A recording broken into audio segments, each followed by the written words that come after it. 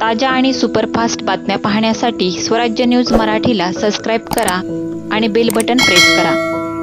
बार्शी एडशी परिसरात आलेल्या वाघाला पकडण्यासाठी ताडोबा येथील 10 जणांचे पथक रविवारी रात्री उशिरा सोलापुरात दाखल झाले। सोमवार दिनांक 13 जानेवारी रोजी प्रत्यक्ष ठिकाणी जाऊन तो वाघ जातो कुठे, खातो काय, त्याच्या सवयींचा अभ्यास करतील।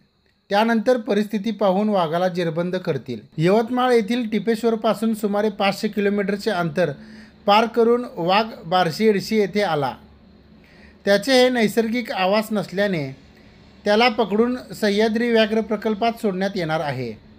यासाठी वन विभागाच्या नागपूर येथील मुख्यालयातून परवानगी मिळाली आहे।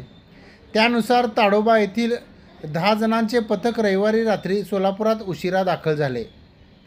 ताडोबातून येणाऱ्या पथकाचे नेतृत्व डॉक्टर रविकांत खोब्रागडे व अजय मराठे हे करणार आहेत। सोलापूर जिल्ह्यात दाखल झाल्यानंतर वाघ कुठे जातो, किती खातो, काय खातो याचे ते अभ्यास करतील। त्यानंतर वाघाला भूल देण्यासाठी औषधाची मात्रा निश्चित करण्यात येईल। ताडोबाच्या तज्ज्ञांच्या पथकात असलेले डॉक्टर रवींद्र खोब्रागडे हे वैद्यकीय तज्ज्ञ आहेत। त्यांना आत्तापर्यंत 60हून अधिक वाघाला पकडण्याचा अनुभव आहे। ताडोबा अंधारी व्याघ्र प्रकल्पाचे सशस्त्र पोलीस अजय मराठे हे शार्प शूटर आहेत। अचूक निशाणा साधून डार्टने वाघाला बेशुद्ध करण्यात त्यांचा हातखंडा आहे।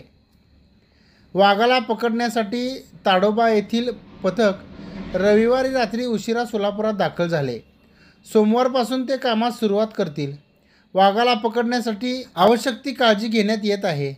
मोहीम सुरू असताना नागरिकांनी घरात राहून पथकाला सहकार्य करावे।